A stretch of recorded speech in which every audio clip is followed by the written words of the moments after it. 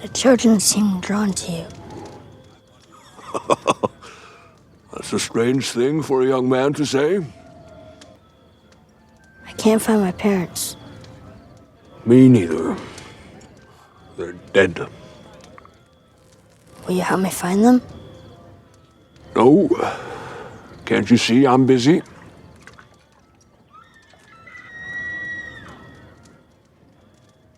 What was that? That's my mother.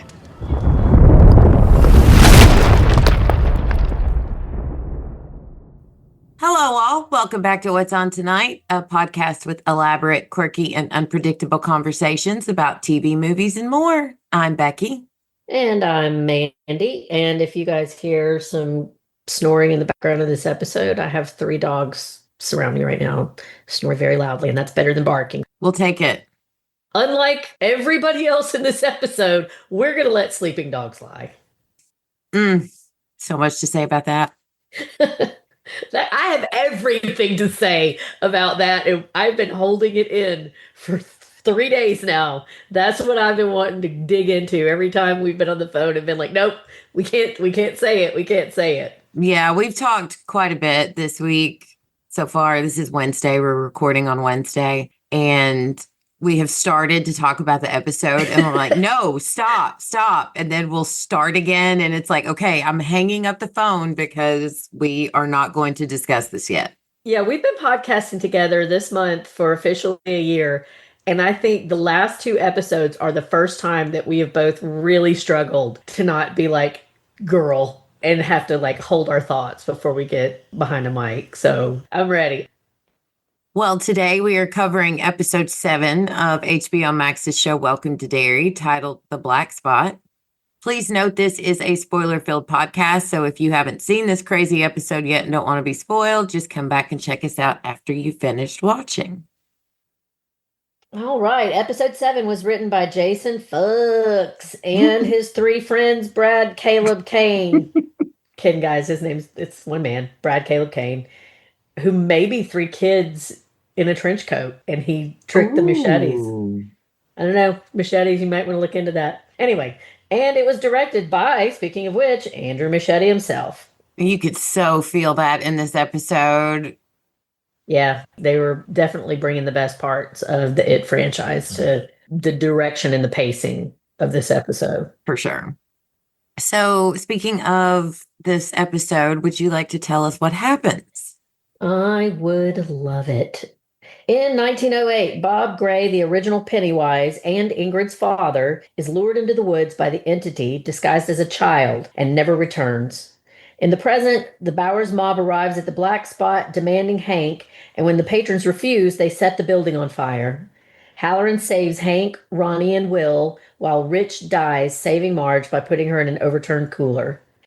Ingrid, in her periwinkle costume, arrives on the scene in time to witness Pennywise killing her husband Stan, then feeding on him as he'd already done several other victims. Realizing he is not her father, Ingrid balks, causing it to show her the deadlights, which leaves her catatonic. Marge and Ronnie inform a paranoid Lily, who is increasingly attached to the pillar, about Rich's death. Halloran, sensing Pennywise entered hibernation, leads the military to one of the pillars, which they remove and burn, while Shaw tells Leroy he intends to free Pennywise and use its powers to control Americans. Meanwhile, Rose hides Hank, who has been reported as dead by the authorities, but Pennywise reawakens, appears at Will's house, and blasts him too with the deadlights. That's where we end. They started the match, no pun intended, last episode, and I think we're just going to be pedal to the metal throughout this last episode coming up. Yeah, for sure. Well, let's dive in because like I said, we both said, there's a lot. I think we have there's a lot that happened and a lot to talk about. So my favorite part of the episode was this moment where we start in 1908 and we get to officially meet Bob Gray as himself, not Pennywise as Bob Gray. And we get to see him doing his act. And I know you had mentioned Bob Gray was in the book supposed to be like a bad guy, but I kind of like that they made him. It seems like he was a good guy in this iteration. doing his show, and we see in his show that his clown wife dies, and we end up getting that signature dance with the red balloons, and then the kids storm the stage and bully him, and we see across the way a weird child just blankly watching over everything. And then we get into the tent, which is where I really liked how they fleshed out Bob Gray's character. So Ingrid's getting herself dressed up in her costume, and she's talking to Bob or to her dad about the show. And it just seemed like he really loves her, and like he has been good to her, and she really loved him, and that he was a good dad to her. I got no negative. I think he's tired and weary, and we learn in their conversation that something happens at the carnival because he doesn't work for the carnival anymore. But I don't know. It just he seems like a good guy. I think that is definitely what they wanted you to think in that scene. And it could be true, because one of the things that I have consistently run into with this series, I don't even know if this is the right time to say it, because I think we're going to revisit this several times throughout, is that I think that they've written a little bit more than they're going to be able to tie up with this whole season. But as we've discussed in the past, there may be more fleshed out in coming seasons. There are things that I'm just mystified that they introduced into the plot that have not really fully been resolved, or at least not been resolved intelligently. And first of all, I want to say that performance that he did, it's beautiful and it was very touching and it was probably good clowning, but who's doing a sad, like my wife's, you think these kids are going to laugh about your dead clown wife and her little outfit dancing and all of that? Like, what the fuck is that? I wrote in my notes, I was like, the kids don't seem to be into this. Because it was depressing as shit. But then when the gopher showed back up with the flower, and he takes the flower, and then all the kids were like applauding, but then they bum rushed the stage. So yeah. I feel like the Bob Gray portion of this series is closed. I think they gave us, I don't know why they would even need to revisit that in the finale. Here's, in my opinion, why. Okay, so what we got from this scene is that Bob Gray is a sad guy that has lost his wife, clearly, because the pantomime that he does is mostly about his dead wife, which gives us a lot of exposition. He's got this dead wife and he's raising his daughter on his own, and she clearly is very close to her father. He's just kind of a sad guy. I love the voice. I said, this voice is suddenly Bill Hader. Oh my gosh, yes. Which is funny because like later in the episode when they've got a radio announcer that's talking, that also sounds like a Bill Hader character. So now I'm kind of like wondering, was this a Bill Hader episode homage? I don't know. On the surface, it's just like he seems, like you said, like a kind of loving father. He watches her do her little dance. And like you said, they've clearly, apparently at some point, he was with a big circus. And he seems to have gotten fired from that circus for whatever reason. Could be his drinking, because we see later that he has got a flask on him and he's drinking pretty heavily. But he tells her one day they're going to do a brand new act and that nobody's ever seen before, and they're going to get back in the circus.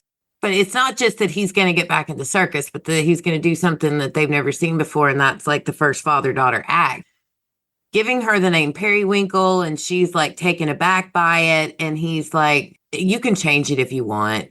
And it wasn't, nothing that he emoted was, I don't know. I don't see. No, I don't think you're wrong. So here's my two trains of thought about it. Either it is exactly as it was written on page and what you saw, which is just kind of a sad guy who seemed to love his daughter and was doing the best he could. And one day her dad sees this weird kid who you can hear screaming in the woods and gets let off. And that's it. And we don't revisit it.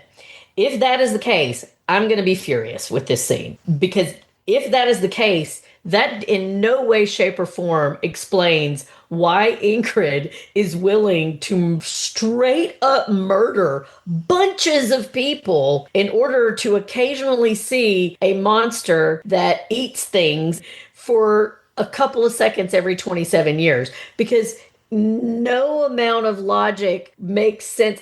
I love my children dearly, more than anything in the world. But if they disappear one day and the version of them that shows back up demands child sacrifice, I'm going to go, that doesn't seem like Ava. The only way it makes sense is if we get More of her more of the story. story. And I could see a world where that's the only brief scene we get. But there are some questions there, like, why are they so unnaturally close?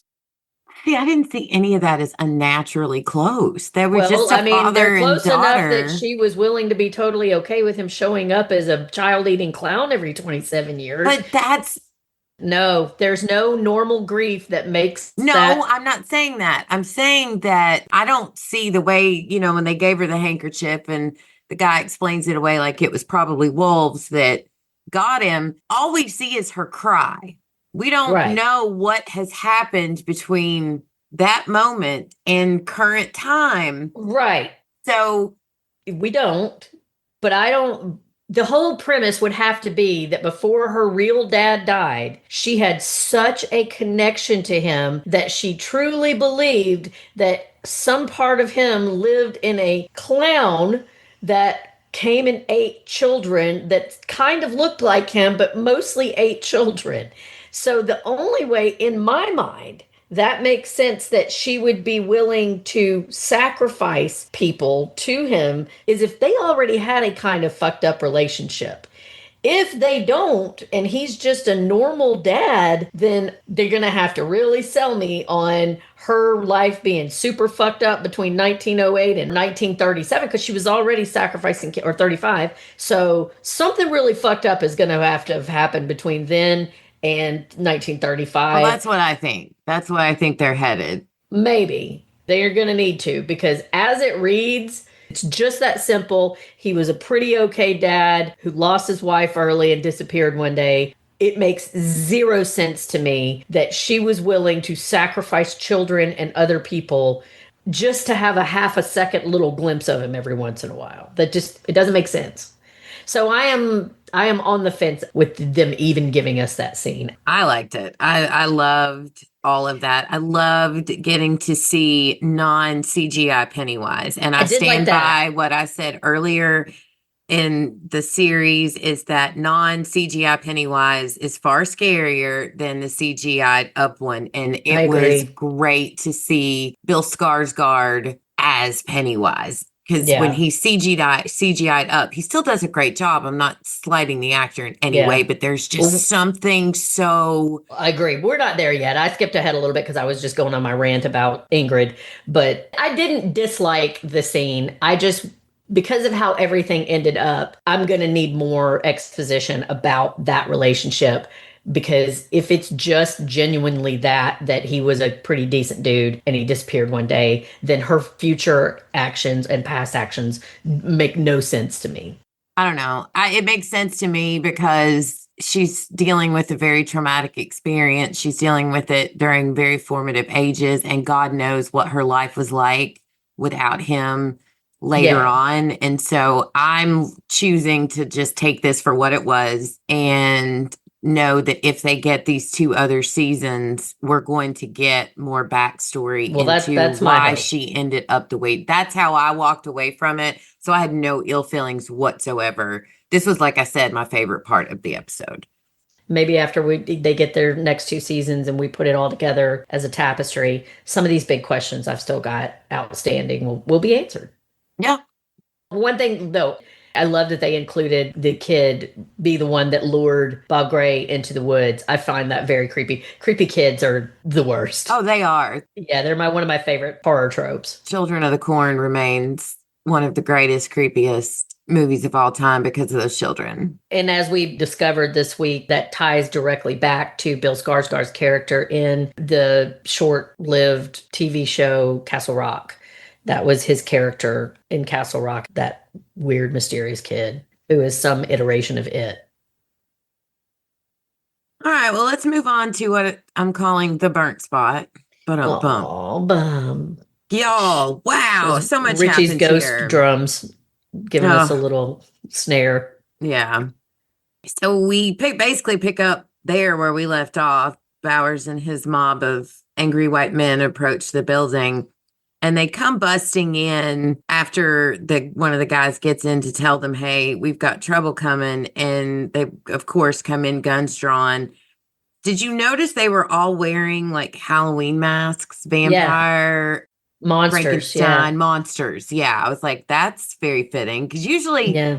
when they do scenes like that, it's like dead presidents or something like that. So I thought that was a Yeah. nice nod just to the horror genre overall. Well, and that, they are monsters. Yes, it worked.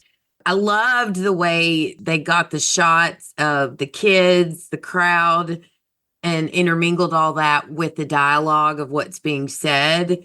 And I just felt like they did a great job of showing what that real fear looked like. Like I felt their tension and their and their concern at this angry mob of white men coming in guns blazing and wanting to take them out. It was terrifying. That was just as scary and uncomfortable as we thought it was going to be. Maybe more horrifying than I think they did this part very well. I liked how it was one shot, basically. Yeah.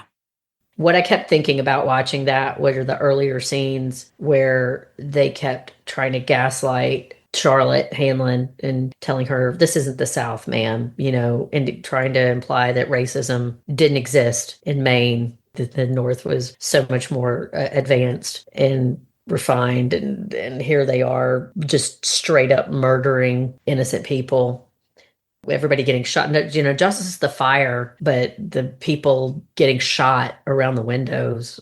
Before we get to that, so, Dick comes out to try to diffuse the situation. And I did laugh when Hank comes out and Dick's face is like, man, this motherfucker. Yeah. But then it was cool that this Black community are like, yeah, look, we got guns too. And it just so happens ours are government issued. And when he said, I suggest y'all leave, ain't nobody getting strung up today, all I could think of was Ice Cube's line, I didn't have to use my AK today. Yeah, except everybody did. Yeah. Today was not a good day. So this is enough to make Bowers and the gang leave, but I wrote here in my notes, I don't feel any relief because they obviously have a backup plan. And this is where what you were talking about, one of the most disgusting scenes was that they hear this change rattling, realize the doors have been chained shut. We get the lights out. You get that quick glimpse of Rich peeking out the window and realizing that they're about to launch the Molotov cocktails at him. And he barely gets out a warning before one comes flying through the window and lights a man on fire. And then they just keep coming. But the fact that they sat there and waited for these people to find ways to escape. They sat there and waited to shoot them. They're being shot through the windows, the doors, whatever. And they're showing it. They're showing you the reality of what it's like to be standing in a hopeless situation and your friend next to you gets his head blown off. It made me feel like it was like war. Yeah. It was, I mean, I tried to find in the records what he was talking about, but Stephen King at one point mentioned that plot point in It, The Black Spot, was actually based on some kind of real tragedy from Maine history. I'm still looking because I want to know exactly what it was, but I don't want to hijack this and go too far into history. But it just so happens this week that I was doing some research on my own family tree, and I found an article that fleshed out what had been a family legend that I have heard. And of course, like every family legend, there's a seed of truth, but the reality seems to have been a little bit more complex. Long story short, there was a famous racist, a famous segregationist who was from New Jersey, of all places. And I don't remember his name. And I thought about Googling it before this, but you know what? I don't want to know his name anymore. And I think that what's fitting is that as hard as he tried to make a name for himself, at the time, he was very, very well known. And I was surprised I'd never heard of him. He was from New Jersey and was coming down here to the South because we were integrating at the time. And this was like 58. So this would have been like 4 years before the show. He was trying to cause violence and chaos. He was trying to plan riots and bombings in situations where they would have an excuse to murder innocent Black people. My grandfather, vowed racist, in many ways, just not a good man. He apparently reading through the lines of what I know of family history and the article that I found where this guy was going to call my grandfather to testify as a character witness for him on a case in Nashville. My grandfather apparently got invited to some of the meetings for this, and he thought that these were going to be garden variety racists who were just running around yelling about black people and shaking their fists at the sky. But what he discovered was that this man was dangerous and that he was actively planning to try to blow up churches and schools and just basically cause as much chaos as he possibly could. So allegedly, and it does seem to have a kernel of truth in it from what I found, he then went to the FBI and turned informant against this man. But it just was a stark reminder to me that this shit happened. So, I don't know. I hope that people who see this, who might be inclined to think that this is just poetic license or that it was just fiction, should know that this is very much based in reality. And Yeah. it was really tough. I mean, there was melodramatic scenes, and I hate to say it because I know that there's a long history of filmmakers and TV exploiting black pain and black violence to just sell tickets. It was still television, but I appreciated that they put in how incredibly horrific and violent this is. I love that we had those scenes of the couple, Noreen and that guy flirting out front beforehand, and we got to see how awesome this place was before we saw what these men did to it. Yeah. This was my favorite part of the episode, which is horrible because it also was gut-wrenching. I was sobbing my eyes out the entire time. Well, I think they did a great job of showing just utter chaos. You've got people scrambling, trying to help each other, the kids trying to get out, avoiding getting shot, avoiding the flames. And that you could see slowly as some people, Noreen being one of them, realize they are in an absolute hopeless situation. Yeah. There's nothing they can do. All I can think is how hard it must have been to film that, like how stressful that must have been. Yeah. Especially for those kids. Exciting, I'm sure, because you're near open flame. There's fires going on. It was just chaos. That must have been insanely difficult to film. Yeah. Well, we get lucky with Hank being led to the rot that he discovered in an earlier episode when they first got to the black spot.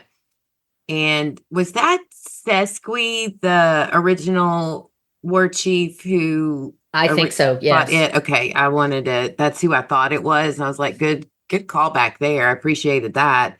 Yeah. And then I thought there were some good shots in here. Some of it was a little cheesy. But again, we talked about how the humor flows in weird places in the Stephen King genre. And I think this is one of those places. That shot of Pennywise coming through the fire and tells Noreen to take his hand. And then the next thing you see is, I think it was Ronnie that sees Pennywise mowing down on her.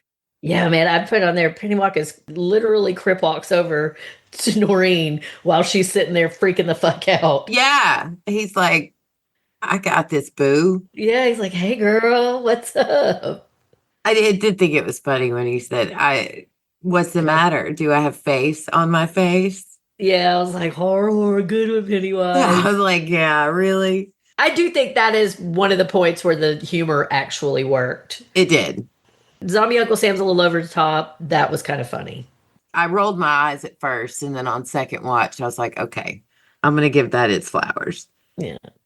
So they're still trying to get everybody out inside, and we flash to Bowers, and he says it's time to go, and Andy Dufresne wants to make sure that Grogan is dead, but Clint says that nobody's getting out of there alive, and famous last words, but it did look like nobody was going to get out of there. Yeah, it really was insane that they did. Dick Halloran, and I want to say a couple things about that. Number one, hello, Dickie. Yeah. I thought that was funny too. I enjoyed that. Number two, loved how true to the character it was that Dick was about to bounce and he was going peace out and leave everybody.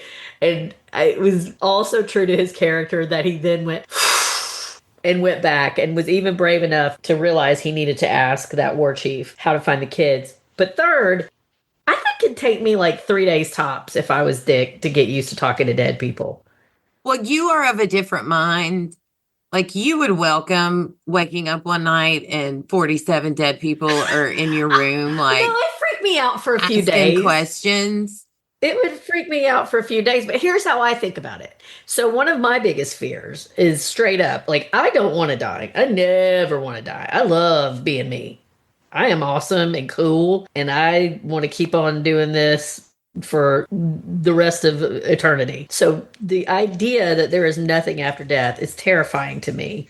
If you knew, if you could see like dead people all the time, and I've told you before, like I do think there have been a couple of times that I've seen spirits in my life. I don't know what it means, but I think I've seen them, but not like that.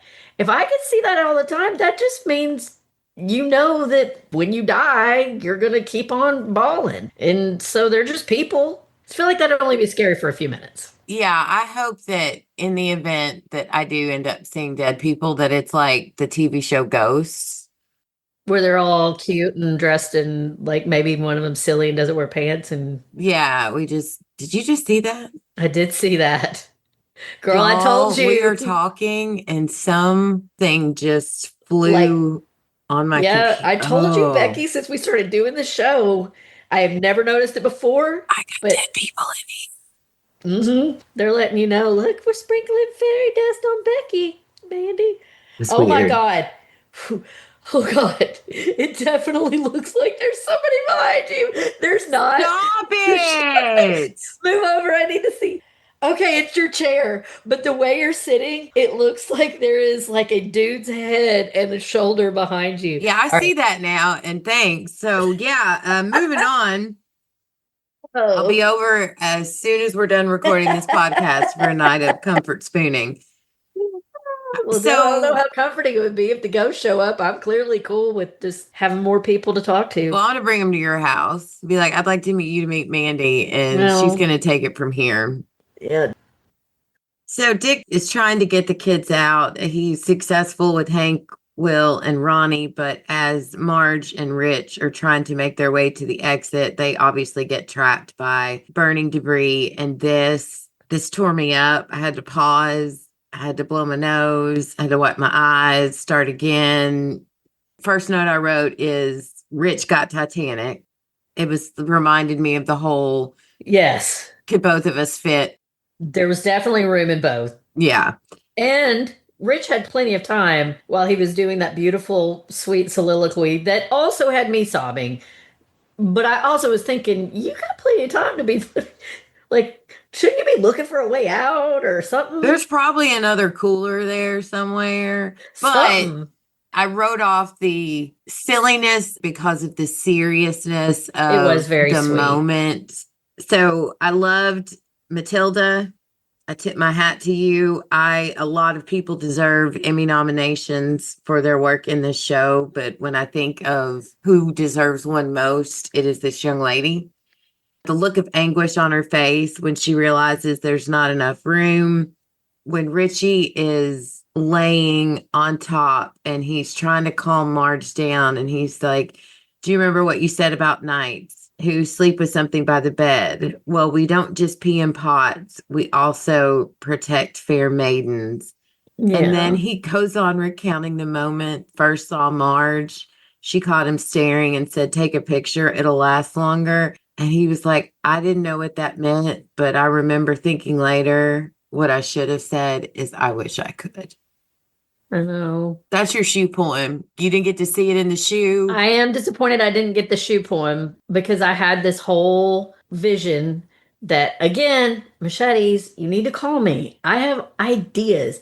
Okay, from the moment that he was having that talk with Will in the soda shop where he says, I once wrote a poem in the shoe, I am picturing Rich laid out in the black spot. All you can see, cameras askew, front, ground level, out of focus. You could see Rich's head and his arm, and then like becoming more and more crisply in focus right by the camera, turn on its side, his empty shoe with the most beautiful poem you've ever read in your fucking life. Your eyes are piss and tears. I still think you have a chance to get that because he's got to go to the morgue. They're going to need to do something with his possessions. I don't feel like the shoe poem is out of the picture just yet. That shot would have been iconic. It would have. And that is my audition, Machetes. And I feel like I've just given you gold. I think you did. So then we cut to Stan. This was the most satisfying and Yeah, it was great. partially dumb moment But it was great. of the episode. I enjoyed it. So here's what I wrote in my notes, and then you can tell me your thoughts on it. So we cut to Stan's car not starting. Awkward. And as he's looking under the hood, we see Periwinkle peeking through the woods. Here's where I was a little annoyed. He is like, what are you doing? It all seemed kind of forced. Like, I feel like if that were Eric, well, I shouldn't use us as examples because there is a solid chance you and I might come out of the woods dressed as clowns. But in a regular relationship, when I don't think you know that your wife was a clown at some point, but she comes out in full garb in the woods when like building full of Black people is burning to the ground, and you're now like, your wife's a clown. What are you doing? I'm going to need you're going to be black and blue if you don't go home and wash that stuff off. Not, is there more to this? Why a clown? Why tonight? I felt like that was a very blah, kind of forced, lackluster, I guess, reaction. But what made up for it is that as he's yelling at her that he's gonna beat her when he gets home, she gets that glazed look in her eyes that we all know what that means, and just that simple hello papa. And I wrote in here, we proceeded to get one of the grossest yet most satisfying deaths of the season, the chopping the head in half, the teeth still attached to one side and his tongue is still moving. OMG, so gross. It was disgusting. I loved it, but it was Stan, and I'm like, fuck you, Stan. One of the things I felt was very funny was her saying, "This is just who I am, Stanley." Yeah. All I could think is, "It's not a phase, Dad. Yeah. I'm a clown for life, okay? This is real me. Accept me for who I am." But that wasn't even like an argument. He was just like, okay, yeah, whatever. Yeah, it's just like, what the fuck ever. I just killed all these people. My car's not starting. Get your ass home. You know what? He should have run a ride from her. If he'd been more focused on, we'll talk about this clown shit later. We need to get the fuck out of here. Right now, could you give me a jump? Right. Because we're about to be in some shit and we need to go. Right. But I loved it. I wrote when Pennywise picked up that half of his head and started munching down, I was like, man, Pennywise has got some strong teeth. Because that is going to take a really good bite measure. Like you've seen his teeth. Yeah. And he can theoretically have as many teeth as he wants because he seems to just multiply them as he needs. So, yeah. He's never going to need dentures. He's got very, very strong. He must drink a lot of calcium. Definitely. Well, it's probably getting all of these young kids. Yeah, because they drink a lot of milk. Yeah, so he's getting it through them. Because he didn't seem like a milk and cookies type of guy. Well, with you and I both having the dental history that we have, we envy those teeth. Yeah, for sure. Good for you, Pennywise. They're an investment. I get nervous with a corn cob anymore. Yeah, and he's just sound good. through a whole butcher. So I loved the whole interaction with Ingrid and Pennywise when he's staring her down while he's eating her husband's head. She doesn't seem the slightest bit upset about I wouldn't it. be either. That's the one thing I find rational about this character is that she didn't give a shit that he just ate her racist. Right. And in her head, she's probably thinking my dad is doing this to protect me. Right. And of course, he's playing up the thing by, show me the bow. And I did laugh that when he gets up, he burps and just tosses Stan's head and you can hear the blood splattering everywhere. Oh, yeah, that was gory, gross. And this is where I got annoyed. So he gives her a hug. He's like, you did good. All right, now I'm going to go take a nap. What? So you're telling me this freak of nature, supernatural man, child, woman, eating man just saw all of this crazy shit happen, just ate half a guy's head.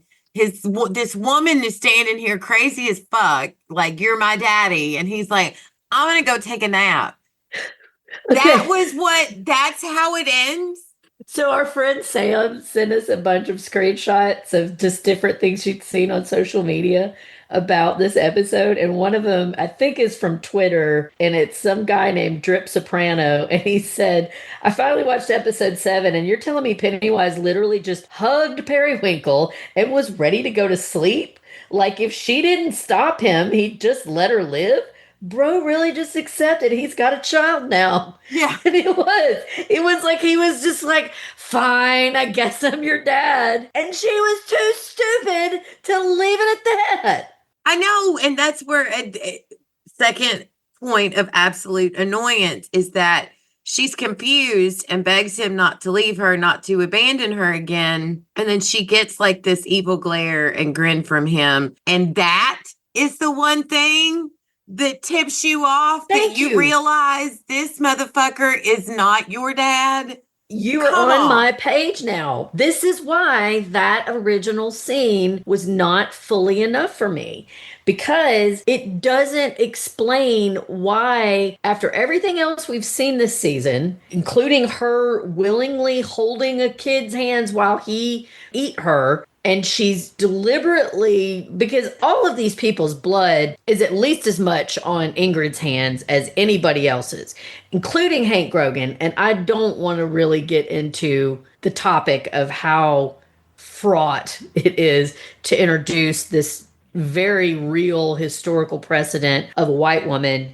getting a black man killed through her own actions in a situation like this. So she brings Grogan, all these kids, dozens of innocent people from the town, is totally fine with them being murdered. And him saying, all right, I'm going to go take a nap, is what finally makes her go, hey, you're not my dad. Like, I don't buy it. I don't think it was I'm going to go take a nap. I think it was when she was pushing him, like, don't abandon me again. Don't leave me, that she saw like Pennywise. I guess the way I see it is that he's not been like full on Pennywise with her.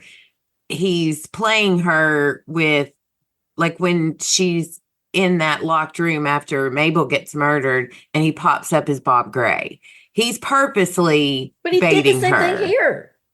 I He was know, like- but she bought it. Right. But it wasn't until she started pushing that the eyes start glowing, that evil grin that he's got, that something clicked with her to where she realizes that's not him. But I do And think child eating wasn't enough for her to know that wasn't exactly. her I father. kind of think that she might have been smarter to figure that out sooner. It was a waste of such brilliance from Madeline Stowe. Agreed. That She did great. had to deliver that as her discovery, but Yes. she killed all of that.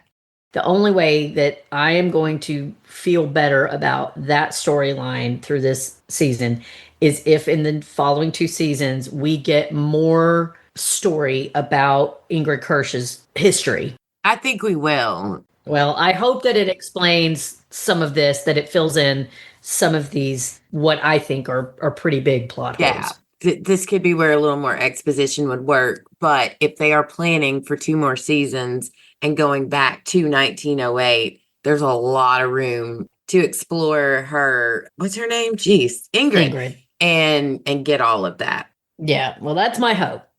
I thought it was phenomenal shooting and directing, the way he's antagonizing her and then slowly creeping towards her. And then he hits her with the deadlights and they shoot it from behind. So you see her being lifted up in the air. You've got the orangey hues from the deadlights and mixed with the fire, the orange and yellows and reds of the fire behind him. That was one of the greater shots of episode. Yeah, I just want you to know 2 things before we move past that. Is I wrote down, I love the line, "It's me, Pennywise, your dancing daddy." He was a little Adam Sandler there, and I enjoyed it. I'm here for it. I liked it. Yeah, he dropped some good one-liners this episode that didn't annoy me as much as some of the others in the Uncle For Sam whatever episode. reason, They worked more this episode. But I also wrote, you get what you deserve, Ingrid, with your bitch ass. I just Yeah. wanted to make sure that if I wasn't clear, that's my opinion of Ingrid.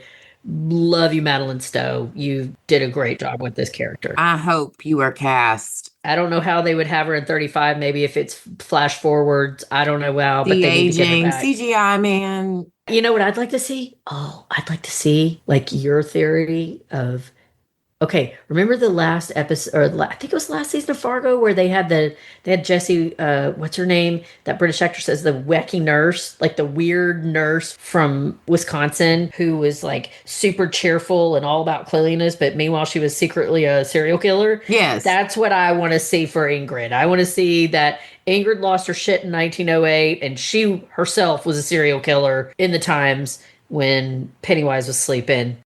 And that would explain why she's batshit crazy enough to have a plan as stupid as she did. Yeah, that would work.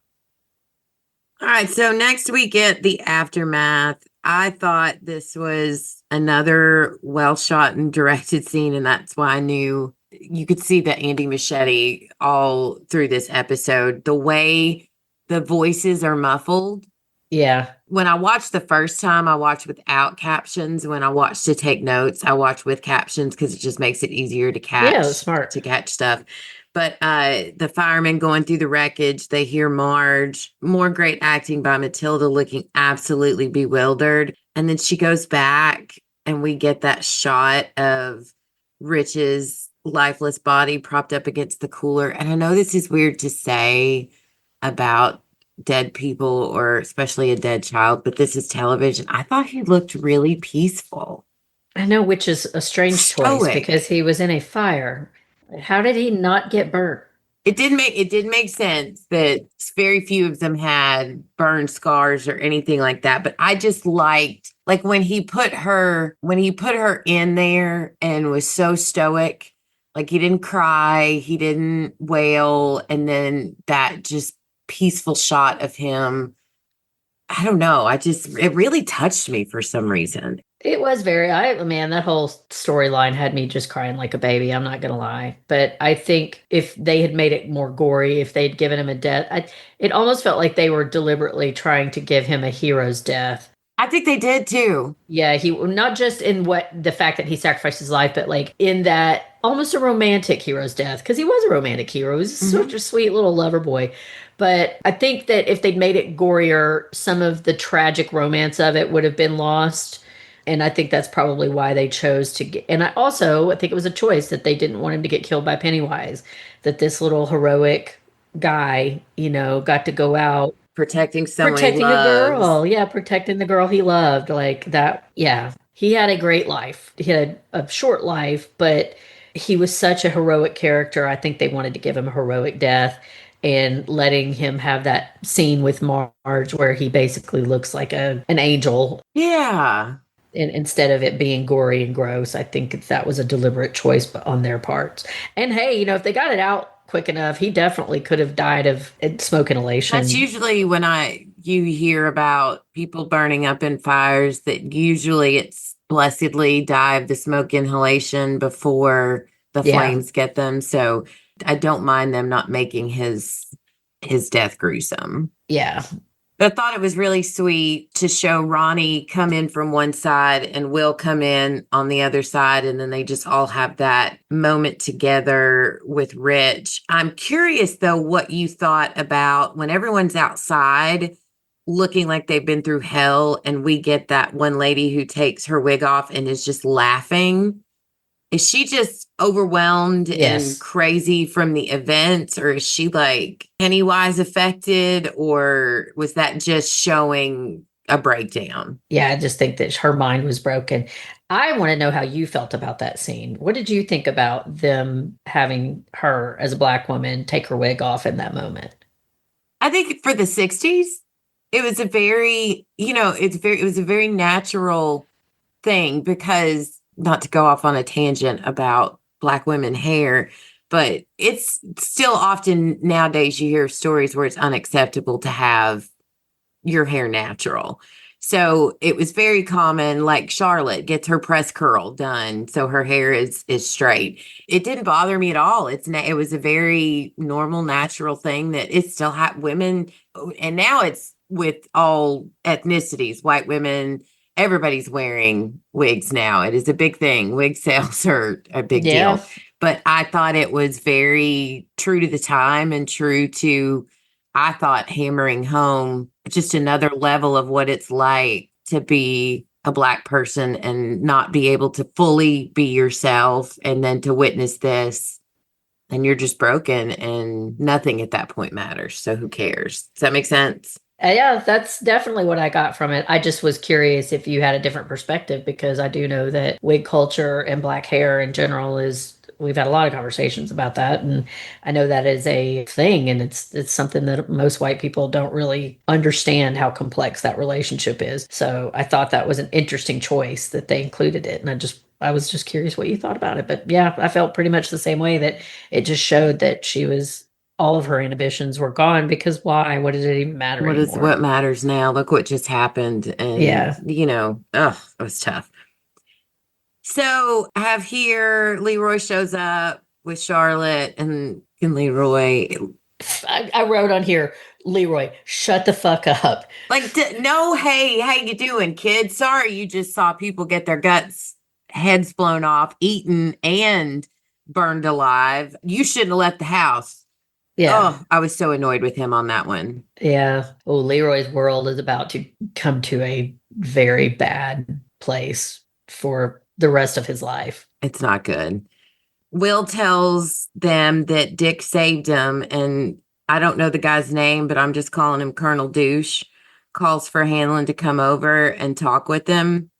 And in the meantime, we find out Hank is still in the woods, and we get to Dick and Charlie, or I'm sorry, what's his name? Chris Chalk. Chris Chalk. Geez, another Emmy man. That's another man who deserves an Emmy Award. The way he was like rocking back and forth, just absolutely losing his shit. And Hanlon drops in and he's like, "Are you all right?" And Dick's like, No. No. In fact, I am not. Yeah. I wrote here, LOL, same, Dick, same. Yeah. I'm not okay.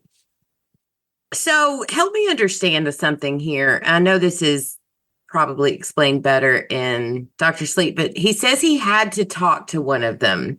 And then we get all of these ghosts or dead people, recently dead spirits people, around and him. some not recently. And he keeps talking about the noise. So when he interacts with them, the shine is stronger. His box is open now. What his grandmother, here's how I understand it. His grandmother taught him to compartmentalize and focus his gift enough that he was no longer seeing the dead around him. What he couldn't do is pick and choose, apparently, when to see them. He just had it all shoved into that suitcase. So he was no longer able to see dead people, which apparently he did as a child. Now he is back to seeing dead people all the time, everywhere. And as I recall, Dr. Sleep and The Shining, what older Dick Halloran is able to do is control when he does and does not see them. And I guess this is the origin story of him choosing to interact sometimes with the dead. Right now, apparently, he is not capable of controlling that power. But I think that's where he's learning that. What he's never done before is interact with them. But to save the kids, for the first time, as far as we know, he chose to speak to one of them. It's overwhelming, it seems like, because there's so many. Right. And I think eventually he learns to control that to a better degree. Definitely he does by the time we get to The Shining and Dr. Sleep. But for the first time in that fire, he spoke with one of them and he's learning, I can get something out of this. I think that's kind of what Dick's journey is going to be. That's cool.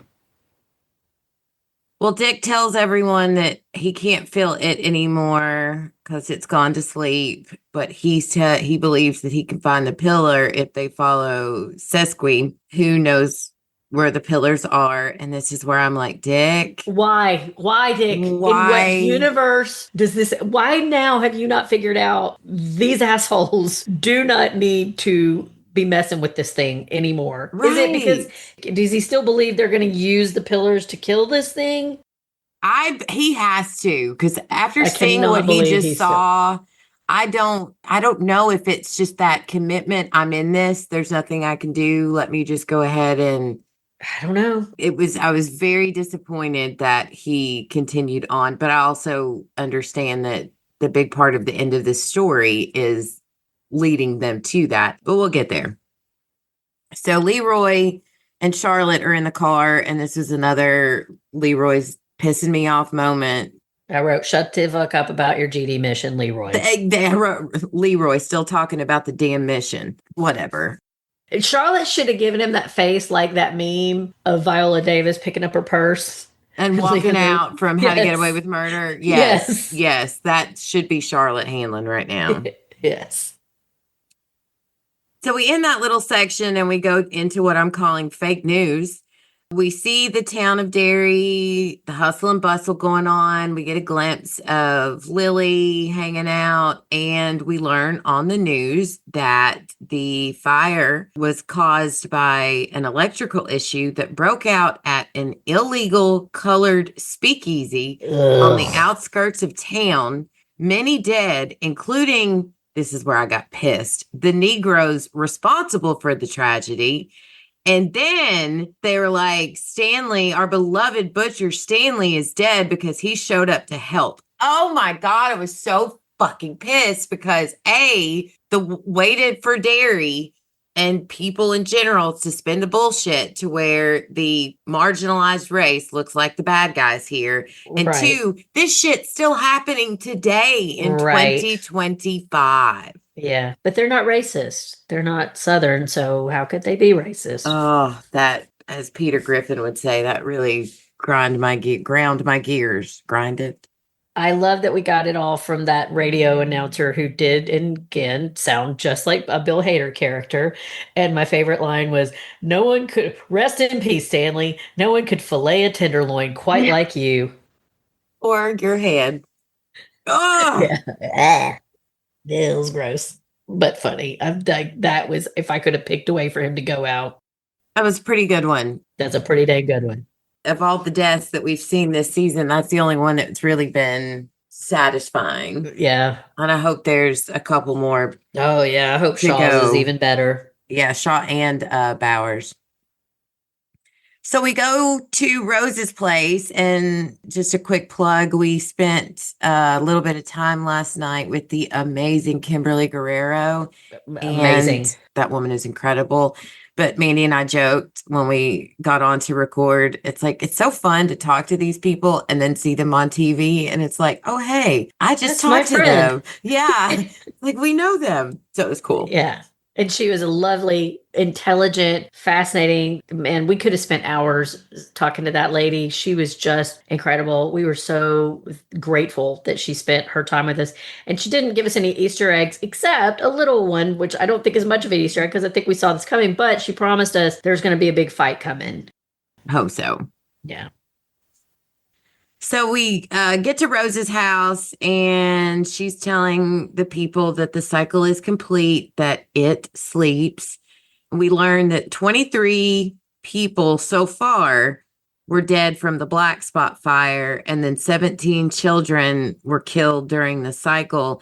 And I am so glad that we finally got a little more emotion from these people who are frustrated that this keeps happening and that there's nothing that they can do to stop it. And Rose tries to calm everyone by saying, we do as much as we can for as many as we can. And she spends it to focus on the lives that you saved of the work that they do to keep it in its cage. And then the one elder just sits up and says, well, see you shit asses in 27 years. But the people just don't look very soothed. Yeah, I love the shit asses. That was one of the things that we talked about with Kimberly Guerrero, who was also on one of my favorite TV shows, Reservation Dogs. That was a major cut down in that series shit asses. So that was a little bit of an Easter egg to the Reservation Dog fans, but also just kind of an accurate slang term that would be used by somebody in that time and place. I loved that scene. My one thought about that entire storyline is I really hope we see more of this. More. If we get 2 more seasons, there were a lot of things that had to be encompassed in 8 episodes. I get it. I do wish that there had been more fleshing out of characters from the Shokapiwa tribe.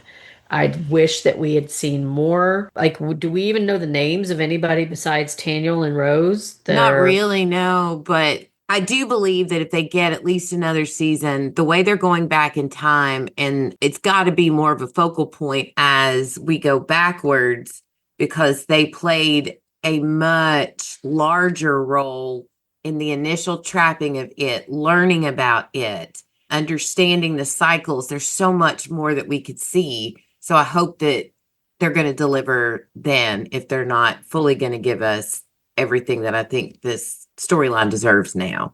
Yeah, I just would like to see more native characters who are actually fully fleshed out characters in their society and their friendships and their relationships, etc.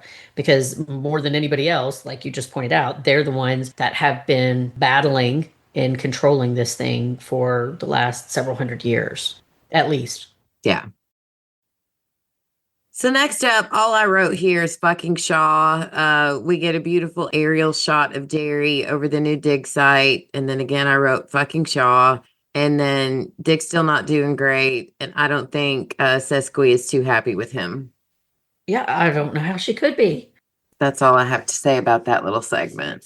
Because I'm warning y'all, when we get to it, I got some things to say. Oh, me too. Moving on to Charlotte and Hank. Charlotte and Will are working on a plan to get Hank to someone who can help him. Rose doesn't answer, so Charlotte just plans to head over to the house. Will wants to go to see Lily, but Charlotte is adamant, and I just wrote here she should have let him go. And then I laughed at Hank's concern that people will recognize him because he doesn't look like Leroy, and Charlotte's response was, "In this town?" Loved and him it. saying, "Yeah, point taken." Loved it.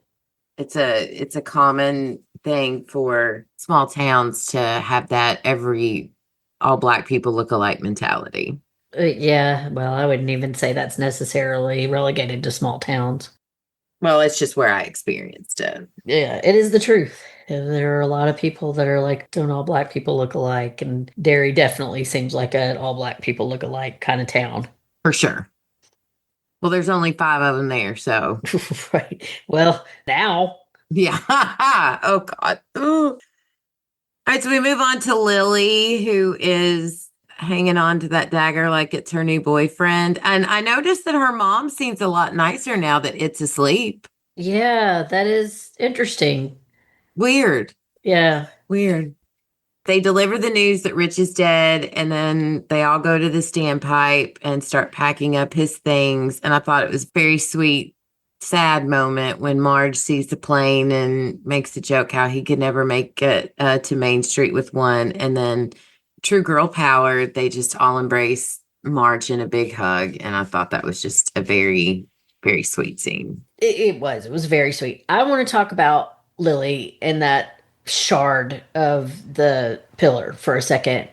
Are you seeing it having an effect on her like we discussed last week? Mm-hmm, for sure. I can see. I think I told you that was one of the things that I told you this week is that there were several times that I saw that you were correct about things and I was correct about things, and times where I thought you and I, our version maybe wasn't correct, but our version should have been correct. Yeah. In this, you were correct. There's definitely something having an effect on her, but I have a theory about it.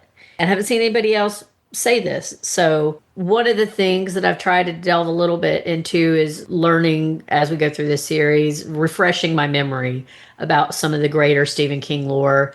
And as irritated and frustrated as I am with the military portion of this, just because it's not my thing and I don't love it, I forgot somehow that Stephen King has actually used the military and military experimenting with supernatural and extraterrestrial forces has been a theme throughout several of his books, including the Tommyknockers. I feel like what is influencing Lily now is the Shard. So the Tommyknockers was about an alien spacecraft crashing in the woods in this rural section of Maine. This woman and her dog discover it on their walks, and exposure to the spacecraft itself somehow starts to poison the mind, and it leads to this because it's like a hive mind type of thing. It's all from the same kind of, multiverse of all of Stephen King's other creations. It ties in together in several different other books.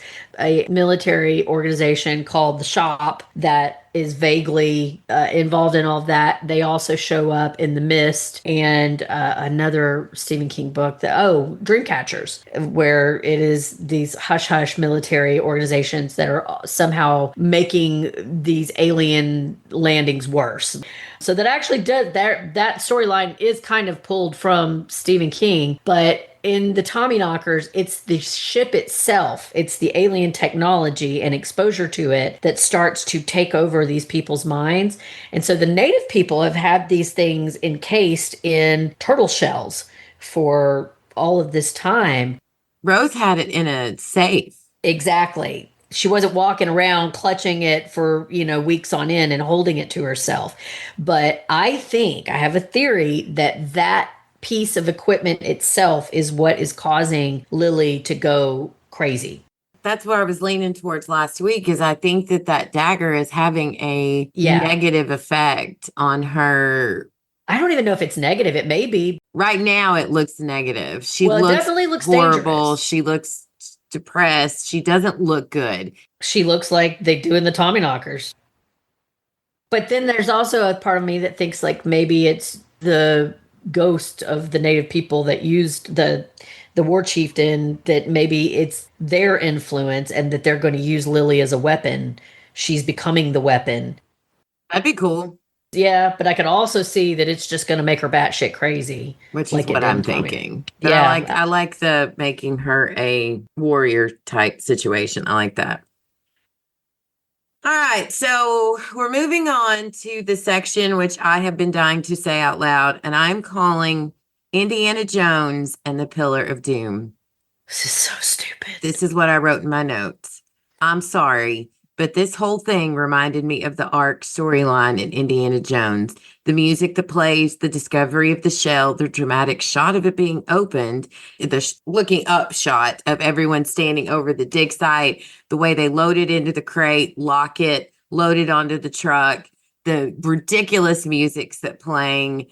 I hated that whole thing. I hated it. I was like, a fan. This is an episode of Indiana Jones, and it was stupid. It's funny you said that. I didn't know why you were calling it that. I know you had hinted that you were leaning towards something to do with Indiana Jones, because I'm not an Indiana Jones fan, so I don't know any of those references. But I did see someone else felt like that the scene where Rich put Marge in the cooler had some callback to Indiana Jones and the Temple of Doom as well. I don't know what that is, but I saw that ad the day after you had mentioned it. And I thought, well, obviously Becky's not the only one that sees that parallel. So I wonder if they felt that when watching that whole scene play out. I don't know, but I don't get it. None of this makes sense. What is his end? Like, we know his end game. But it doesn't make any damn sense. It doesn't make it. Let's just go ahead and close out the Temple of Doom before we hit the last 3 points. So, real quick, Charlotte goes to bring Hank to Rose. Rose invites them in, and Nathaniel busts in because he sees that they took off with the pillar. So we're back on base, or as I called, back to the Temple of Doom. They open the pillar, and it becomes quickly obvious that they have no intentions of studying it. They're going to destroy it, which was like, why? And then this is where, again, it goes a little off the rails for me. Hanlon busts in with the gun, demands they shut it down. fucking Shaw pokes his head up and tells everyone to stand down and asks Hanlon to come see him. And then we learn that Shaw's big plan is to destroy the gate so it can seep out over America, because what's the one thing that keeps everybody in line? And that's fear. Logically, Hank's like, what about all the kids that have lost their lives? And it made me think of the gentleman who said, a few shootings are okay to justify Yes. the bigger picture. That's exactly what Shaw sounded like to me right there, which made me hate him even more than I already do. Well, that is definitely the parallel that they were going to. It was a big, heavy, obvious, blatant metaphor for our current political climate. And to be fair, the political climate of the 60s. And I did think, in trying to temper my judgment of this whole thing, about very well-known times that the government has done terrible things to its own people in the name of progress or quote unquote public safety. Safety for whom is another question. So I get where they were going, kind of. Logistically, though, how is having a completely amoral killer alien being who just indiscriminately murders going to help public safety or keep your country together? It's not. It's a control factor. It's like But there's no Hanlon control said, over that. no, but he doesn't see that. Shaw is thinking with, I don't know what he's thinking with. Yeah, we don't get enough of that. We don't understand what his logic is because it makes no sense. Because as we know, his only memory of it is staring it down in the forest right before Rose saves him. So Yeah. does he grasp the severity? Is it because he hasn't actually seen it for himself, like full on a full cycle? I don't know. And it doesn't, the only thing I could say is that they're just using Shaw as a way to somehow open the gates for Pennywise to get free. But we know he doesn't leave Derry. So what? Here's the only way it makes sense. That is if we revisit my theory that something more happened to Shaw as a young kid when he saw it.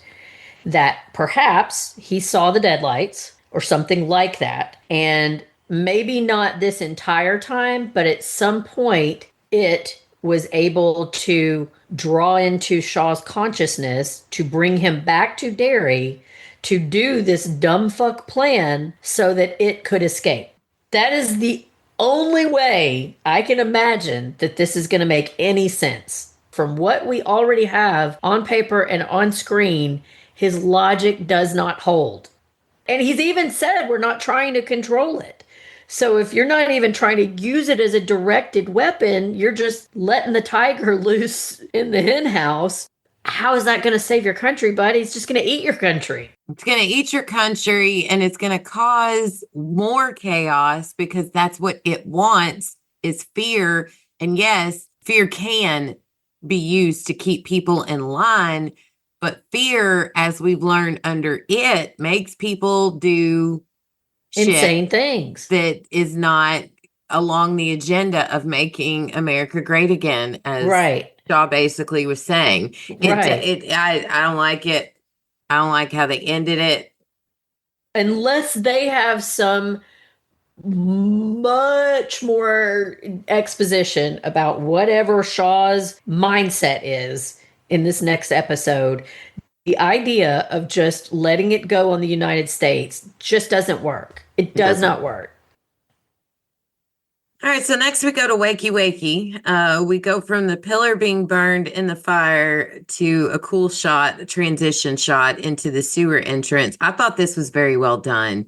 You get that overhead shot of Pennywise snoozing in his bed of blood and entrails and the super creepy music playing, and then his eyes pop open. And this is where they got me because I thought that was going to be the end of the episode. Yeah. That was a good shot, too. It was a really, really great shot. I saw somewhere else on social media, somebody said, woke him up straight from his bath and everything. Yeah, I like the memes going around where you see him with the bloodline from his mouth down, but his hair is perfectly coiffed. And I'm like, that's me at the swimming pool because I'm not trying to get my hair wet. So then we end with our young Will is heading into the kitchen. Did you notice what was on top of the refrigerator? Uh-uh. A clown figurine No, I didn't. right there on the corner. Dang it, I missed it. I didn't see it the first time. And the second time I was like, oh, you're kidding me. It's like a red clown suit. Nice touch. Props and directors. Very nice touch. Hate that I missed that. I try to look for those little things. So when you go back and watch it, look, you'll see it right there. So a little foreshadowing. He gets a call from Ronnie, but as we soon learn, it's not Ronnie. Seems normal at first, but then she starts talking weird, and Will's like, what the hell? And then Pennywise's voice starts coming through the phone, and I loved sweet Will trying to be brave. Like, you are not going to scare me anymore. He's like, he's seen some shit. He's like, I'm done being scared by you. And then you turn around and hey, there's a half soaked in blood, creepy clown staring at you. And then he gives Will the deadlights. And then they played the song they played us out with was Uh-Oh, Trouble's Back in Town. Love that. Done. Love that. I wrote that here. Yeah, loved the music. I like the red outfit. I know it's supposed to be blood, but it really works. I think P should wear that more often. Again, one of the memes that our friend Sam sent us from someone named Stone Dreamy on, I think this is Instagram, said, as if the costume design isn't scary enough, keep in mind that this man is 6'4" on top of a fridge. And then someone named Mrs. Unlucky replied, I know this is supposed to be scary, but all I see is someone who kept their hair dry so they didn't mess up their curls. There you go. That's me. And someone named Creepy Holic said, fear me, but don't touch the hair. Yeah. I love that. This is the scary Pennywise. Like, this is the scariest, the last two episodes, but particularly this one. I finally, even more than the movies, I see the scary Bill Skarsgård version of Pennywise. I love that they're giving him more time to do it without the heavy CGI. Yes. That it's mostly, you really just get a sense of him as an actor in this character, and he's killing it. Literally. Yeah, I agree with you. I think starting the episode with him as Bob Gray and then bookending the episode with him as Pennywise was just a nice done. And then I can't tell you anybody I did not see him coming after Will. No, because we know Will has to live. Right. So I don't know where they're going to go, but I like that they've opened a door to a whole nother storyline we got to get some explanation for. But I also thought, wow, nice catch, because where was this going to go? They could have ended it with Pennywise waking up, but no, they took it a step further, and I was here for that. Yeah, well, and it's going to be doubly tragic if this is something that is going to break Will Hanlon for the rest of his life and lead to the kind of tragic circumstances that he dies young in a fire, and that apparently he has a drug problem.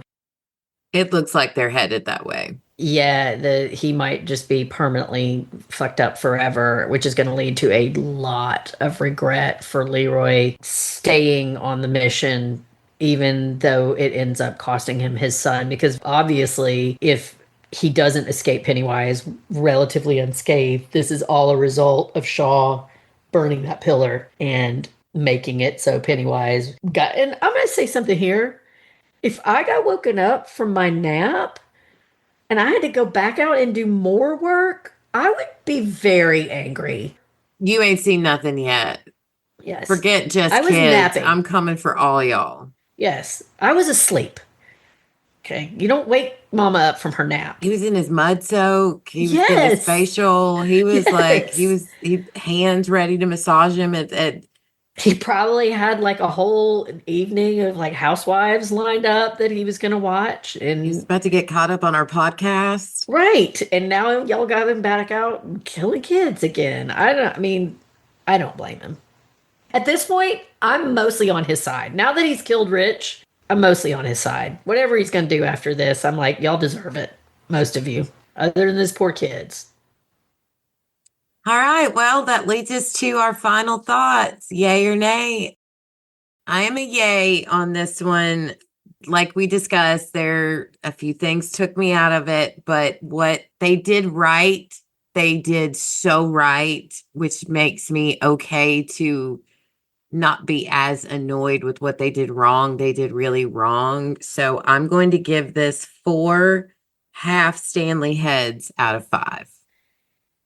I am going to say that I will give it 4.5 zombie clown French presses out of 5 because I think that as far as the horror, the moving the plot along, the pacing, world bit, like the little bits that we get, like I said, where potentially you've got this whole thing where Lily's going to be influenced by what could be, a call back to the Tommy knockers, getting to see him finally take out that Stanley, the way that they filmed the death of everybody in the black spot. Rich's scene, great. All of that is amazing. My one quibble with this show is I feel like they put too many irons in the fire. But the irons that are smoking hot, to keep this analogy going, are phenomenal. Like the things that they are getting right, they are getting very, very right. And so we've still got an episode to go, and maybe I'm wrong about a lot of this stuff. Yeah. What they're getting right, they're getting so freaking right is what's keeping me like, you know what? I can live with some cheese fodder or whatever. It's okay because they're delivering in so many other ways. Yeah, I agree. Well, we got 2 voicemails this week. I love voicemails. First up, we have our dear friend Sam, and I am chomping at the bit to hear what she has to say about this episode. So here we go. Hi, Becky and Mandy. How we feeling? What an exceptional episode. I mean, Becky, you were right. The penultimate episode is usually some of the best in all these TV series, and it didn't disappoint, at least for me. The nitpicky thing I have is that I didn't really care for the opening scene where Bill Gray was talking to Ingrid. Not the dancing, I mean, that was fun. That was my favorite part. They seem to be the only one who really loved that. Because we see why Pennywise was drawn to Bill Gray's character, but more of just the Periwinkle Pennywise scene. I didn't feel we really necessarily needed that. I think for me anyway, the writing and directing and acting was so good in episodes prior to this one that I could have inferred this. So I didn't really need to see it. And I was kind of bored during that scene. I did like the other one though, like Bill Gray following Pennywise the orphan into the forest and everything. I thought that was pretty cool. This episode really stands out to me how the town of Derry was founded by white settlers through colonization, and everyone's been suffering in that town ever since. Like the indigenous tribe really broke my heart in that one scene, and I don't know if it was necessarily what was explicitly said, more of what was implied, at least for me.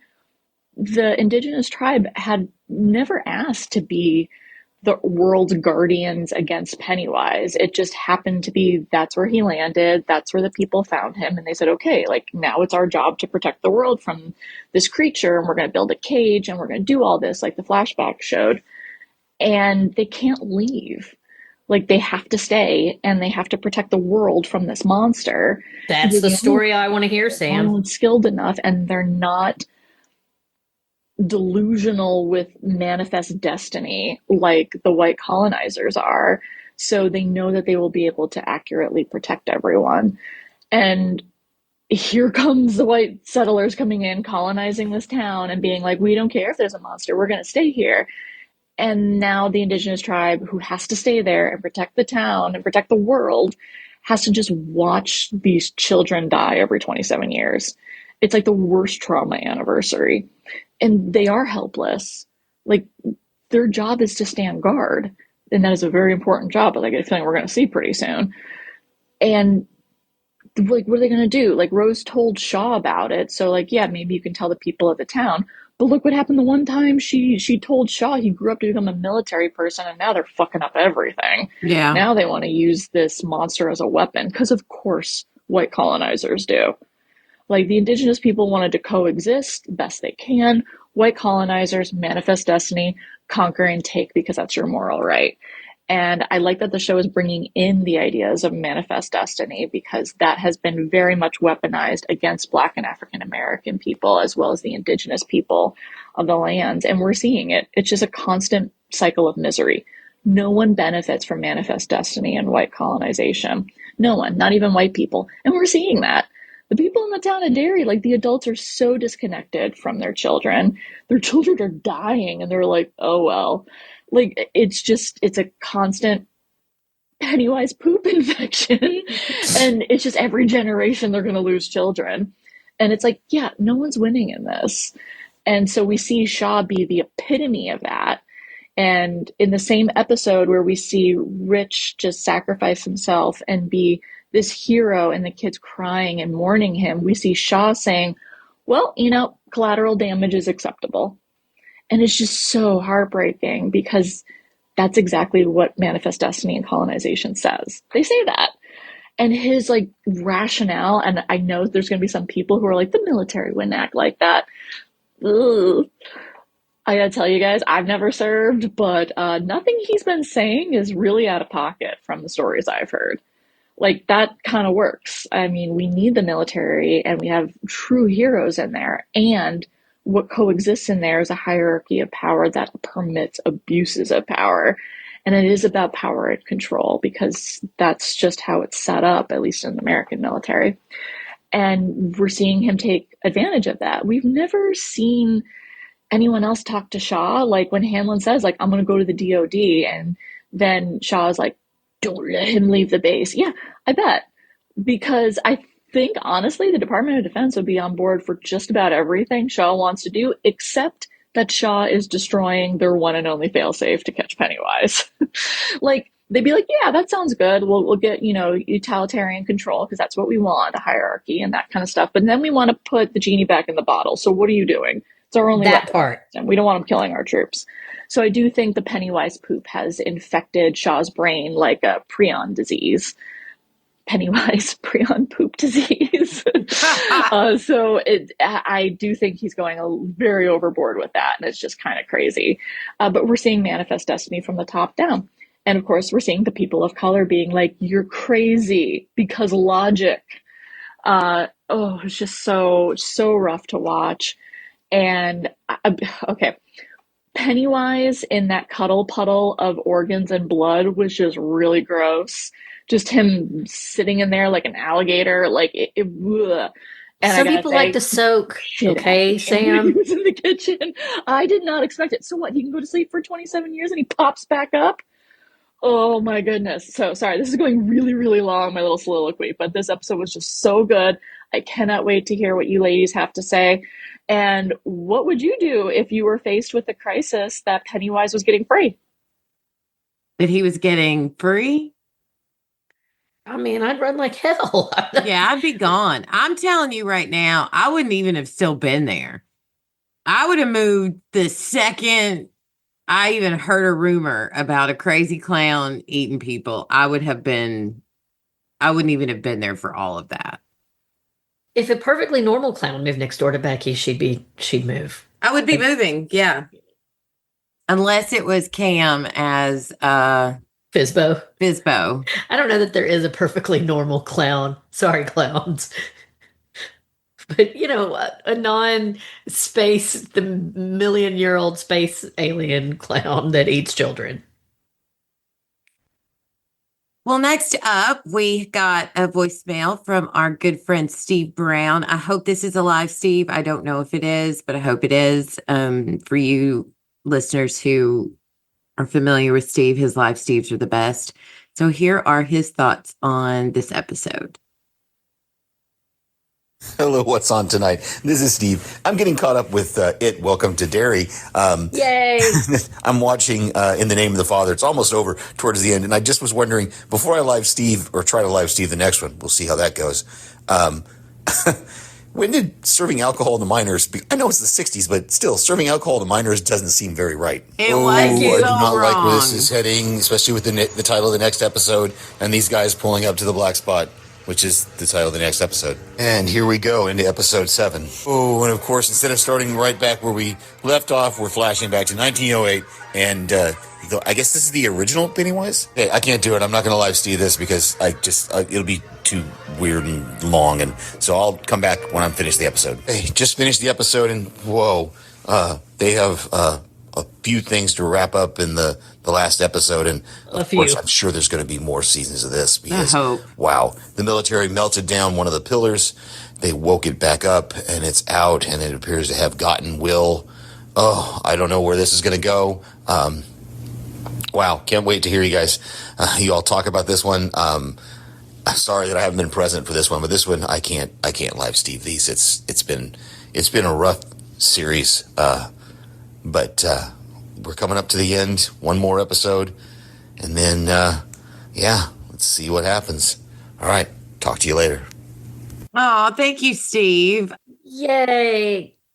I could not imagine trying to live Steve one of these Derry episodes, but I love that you wrote in, and I'm so glad that you're catching up and enjoying the show. So please send us your feedback after the finale airs and let us know what you think. Yeah, Steve, I've missed you. I haven't heard you in so long, and I used to love you. Were one of my favorite parts of when we were doing What We Do in the Shadows. So I was just thinking about you this week. So I'm really excited that you did that. I'm guessing Steve's got some coulrophobia too, some clown phobia. Is that? Or is he just not into horror in general? And it's not. I don't think it's like his number one genre, but he does. I just think this show in general with gore and psychological crazy, and Steve was in service in the military, so there's a lot of heavy things. I'm sure it's a lot of heavy things for him. So but I'm glad you're diving in, Steve, and so glad that you took the time to send us a voicemail. Like Mandy said, we have greatly missed hearing from you. And thank you, Sam, as always, for your incredible feedback. And you can always leave us 20-minute voicemails. We love them. Yeah, thank you both for your feedback. We're always going to love hearing from you guys. And if anyone else would like to leave some feedback or just say hi, you can email or send us a voice message as an attachment to What's On Tonight and the number 2 at gmail.com. You can visit our Facebook page where there will be a post for the next episode, and you can leave feedback in the comments section or send us a message through Facebook Messenger. We can be found on Instagram as well at What's On Tonight Podcast and the number 2. We would greatly appreciate it if you would leave a comment, like, and or share on your podcast listening app of choice. All right, well, let's go to Leroy's quarters and hate on Sean, how stupid he is, and share where else listeners can hear us, podcast recommendations, TV suggestions, or anything else that you'd like to share. Mandy? Well, my episode of Adrenaline Cinema with our fearless leader, Mark, on Guillermo del Toro's recent iteration of Frankenstein on Netflix is up now. If anybody wants to check that out, I listened to it finally today, and I thought we did a great job. I can't wait to hear it. Yeah, it was really fun. I had a really weirdly Frankenstein heavy fall and winter. Like, feel like I've become like people's guest expert on Frankenstein, and it's come up more often than I thought it was going to. So it's been kind of fun, and I enjoyed it. It was a really great conversation, and that's a pretty good iteration of Frankenstein if anybody's not caught it. Oh, so good. I loved it. I had some issues that I cover in the podcast, but there were things that I really, really liked about it, and it was beautiful. So yeah, if you're into that at all, go watch Guillermo del Toro's Frankenstein on Netflix, and then catch mine and Mark's convo about it on Adrenaline Cinema. Awesome. Well, I had the pleasure of guesting on the Cast of Us with Jason and the super, super sweet Lucy. It was so great to finally get to podcast with her. And we had a great conversation about the episode Coda from the Walking Dead rewatch. So, for you Walking Dead fans, that was Beth's final episode, and she was my favorite character. So, please check that episode out. And Kelsey and Jen with their They Did What podcast just released their latest episode where they cover HBO's documentary, The Alabama Solution, which through cell phone footage and a lot of secret stuff shines a light on the Alabama prison system. If you haven't watched that documentary, I highly recommend it. And then give them a listen. Oh, I gotta check that out. It's really good. That sounds And right up my alley. you'll really like their podcast and how they discuss these. I need to make a note as soon as we get off. That's the trouble with when I'm looking for a new podcast is I have all of these ones I hear about and I'm like, man, that sounds awesome. And then when I actually go to like listen to a new one, I can never remember. Oh, well, I'll send you a link too. Okay. As far as TV recommendations go, I discovered a little gem on Peacock called Stumble. And it's a mockumentary that explores the highly competitive world of junior college cheerleading.